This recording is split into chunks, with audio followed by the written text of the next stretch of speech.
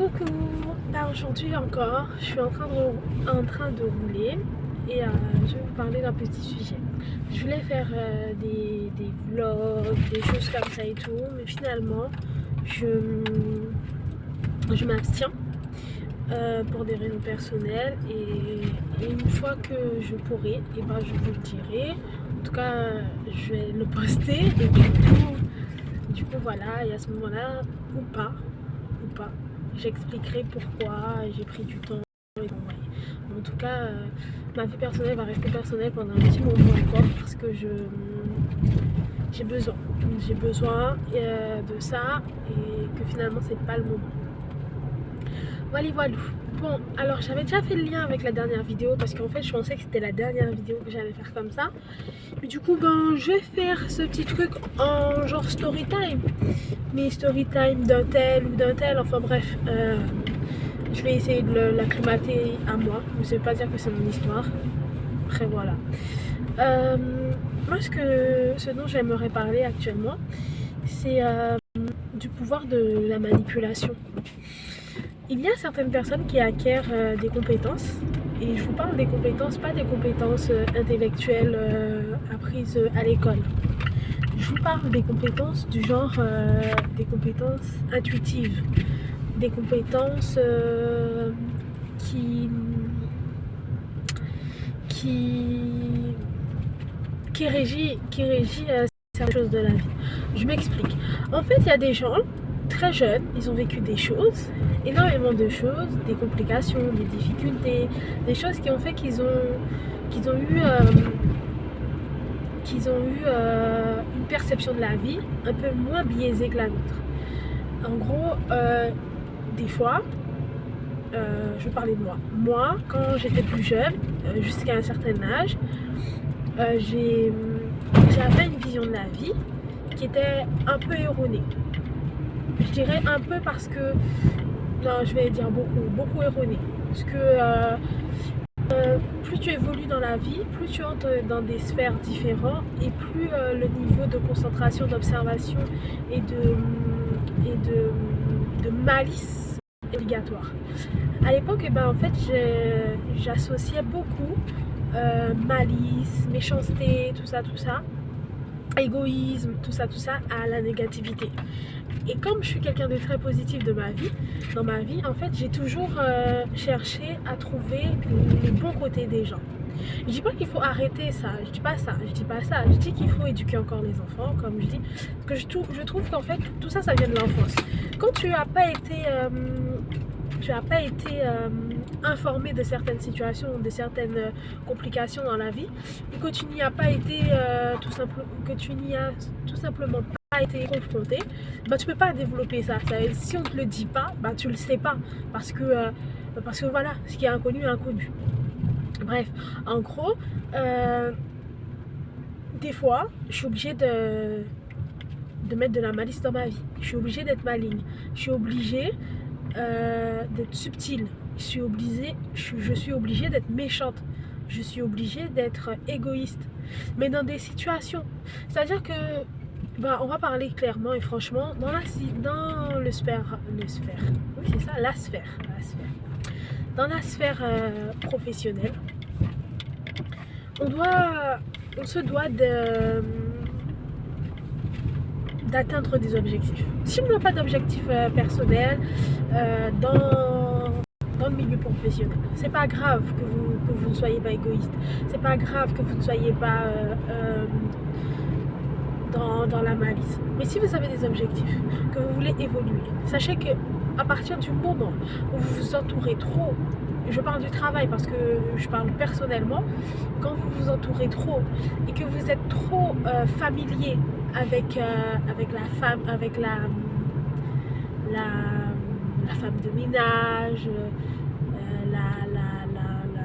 les collègues, voilà, ou même avec la supérieure, il faut savoir que ça peut être un frein pour vous parce que tout le monde ne veut pas vous voir évoluer, tout le monde ne veut pas vous voir passer des caps dans votre vie. Et quand vous commencez à passer ce genre de cap, il faut faire attention. Donc en fait, effectivement, moi je prends toujours la bienveillance, la reconnaissance, respect de la personne et de tout le monde et tout. Sauf que quand on est au travail, c'est beaucoup plus délicat. Il y a beaucoup d'autres enjeux qui sont dans l'équation. Il y a beaucoup plus de complications. Donc en fait, on peut pas tout le temps être bienveillant au travail. Parce que de toutes les manières, des fois, la bienveillance, elle se retourne contre toi. Et du coup, ce qui fait, tout ce qui se passe, c'est que ça te ralentit. Cela te ralentit dans ton parcours professionnel, cela te ralentit dans tes interactions dans la vie quotidienne au travail, ça te ralentit. Donc il faut faire attention à ça. C'est très très très important. La manipulation à l'extérieur de la sphère professionnelle, je n'y adhère pas et je n'y adhérerai jamais. Sauf que là maintenant, en fait, j'en suis en plein dedans. C'est story time. Je sais pas si ça se dit comme ça, mais bon, bref. Il faut savoir être malin. Il faut écouter, il faut observer, après il faut te lancer. Et une fois que vous vous lancez, si vous parlez trop comme moi, en gros vous allez expliquer et exprimer ce que vous avez déjà observé. Alors des fois vous dites tout, et des fois vous dites pas tout. Et de toutes les manières, la personne ne peut pas savoir ce que vous avez dit, si vous avez tout dit ou pas. Une chose est sûre, c'est que vous allez encore observer. Mais quand vous allez observer, comme les personnes en question sauront que vous les observez, puisque vous leur avez déjà dit, et ben ce sera beaucoup plus compliqué. Donc en fait, tout ça c'est des préventions, et je pense que je vais en parler souvent et tout, parler un peu de ma petite vie et tout, parce que c'est important de prévenir les autres personnes qui rentrent dans le monde du travail. Et aussi, alors peut-être qu'il y en a, leur famille leur parle et leur explique vraiment, avec des détails, avec des preuves à l'appui et tout. En tout cas, moi, ça n'a pas été le cas. Et tous les jours, en fait, je me réveille tous les jours. Et tous les jours, quand je pars au travail ou je vais quelque part, j'apprends tout le temps. J'avais des certitudes sur la vie, j'en ai encore. Sauf que je me rends compte qu'en fait, certaines certitudes ne peuvent pas s'appliquer partout. Et voilà, en fait.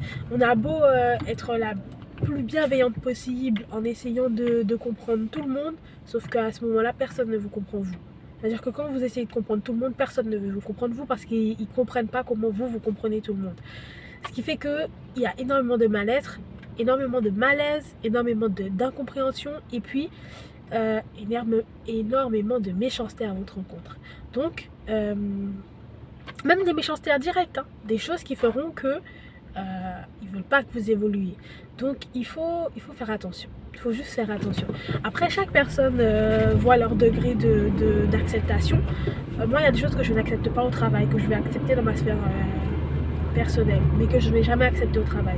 Il y a des qualités que j'ai développées au cours de ma vie professionnelle, parce que j'ai été dans la vie professionnelle très tôt, que je ne pourrais pas changer. Après, je vais m'adapter. Je vais essayer de trouver des solutions. Par contre, quand on est au travail, on n'est pas payé pour avoir un ton aimable. C'est faux. Si on vous dit ce genre de choses-là, c'est faux. On ne peut pas vous blâmer parce que vous avez un ton élevé ou un ton inapproprié envers une collègue. Je ne vous ai pas dit d'aller crier sur les gens. Je ne vous ai pas dit d'aller les agresser verbalement. Je vous ai dit qu'à l'intonation, parce qu'à l'intonation d'une personne, on peut savoir si on l'aime ou on l'aime pas. Mais le fait que c'est pas vous n'avez pas crié sur cette personne, vous n'avez pas insulté cette personne, vous n'avez pas agressé verbalement en fait. Il faut rester calme, il faut pas essayer de changer votre manière d'être. Le problème c'est pas vous, le problème c'est la personne qui vous irrite, tout simplement. Parce que personne ne vient comme ça. Oui, ça existe, il n'y a pas de personne. Ça existe, il y a toujours des exceptions partout. Genre, tu vois la personne comme ça, d'un coup, t'aimes pas sa gueule, du coup tu lui parles mal. Ça veut pas dire qu'en fait, en réalité, vous n'aurez pas d'affinité par la suite. Ça, c'est un autre sujet. Mais dans la généralité, il n'y a personne qui vient vous parler avec un ton différent du jour au lendemain sans que vous n'ayez fait quoi que ce soit. Ça n'existe pas. Et même si on veut vous persuader qu'en fait le problème vient uniquement de vous, c'est pas vrai. Déjà dans toutes les relations, dans tout en fait, les problèmes, les difficultés ne viennent pas d'une seule personne, ils viennent des deux personnes. C'est-à-dire que toutes les deux doivent se remettre en question. Alors oui, effectivement, peut-être que vous avez eu l'intonation de ci, ça, mais il faut aussi que la personne se dise que le ton que vous avez employé, qui est peut-être pas approprié, découle de quelque chose en fait. Ça vient pas du jour au lendemain. Ça vient pas du jour au lendemain. En tout cas, dans ma personne, ça n'est pas venu du jour au lendemain. Donc voilà, ça fait déjà 10 minutes. Ça passe hyper vite. Donc cette vidéo sera pas très longue. Et donc voilà, je vous fais plein de bisous. Et il n'y a pas de lien sur cette vidéo là. Parce que je vois pas quelle musique que je peux mettre en lien avec ça. Ah si, arrogant d'Admiralty, arrogant. Vous cherchez ça et voilà. Alors peut-être que c'est pas vraiment c'est pas tout comment on appelle ça, similaire, parce que je me souviens pas, mais je pense que il chante ça avec Drexy et Drexy et Admiralty disent qu'en gros, en fonction de l'évolution d'une personne, la personne elle devient arrogante. Voilà. Alors le changement de ton, c'est pas l'arrogance, mais des fois c'est l'arrogance.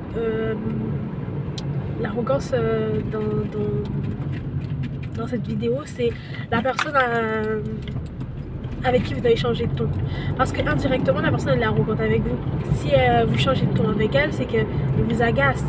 Elle vous fait vous sentir inférieur à elle. Donc vous êtes obligé de changer avec elle. Et je parle d'une personne foncièrement gentille. Hein, parce que là, en gros, c'est comme une story time. Parce qu'en fait, en vrai, je parle de moi. Indirectement. Je ne donnerai pas plus de détails que ça. Tout ça. Ça n'a pas lieu d'être. L'important, c'est que vous compreniez ce qu'il faut inculquer à vos enfants.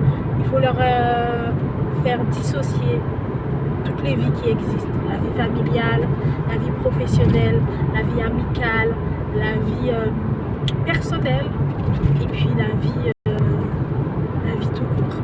La vie tout court, c'est-à-dire les végétaux, les choses comme ça. Il faut savoir dissocier tout ça. Si on ne sait pas dissocier tout ça, on va se laisser marcher, on va se laisser submerger et vos problèmes, par exemple familiaux, deviendront des problèmes au travail.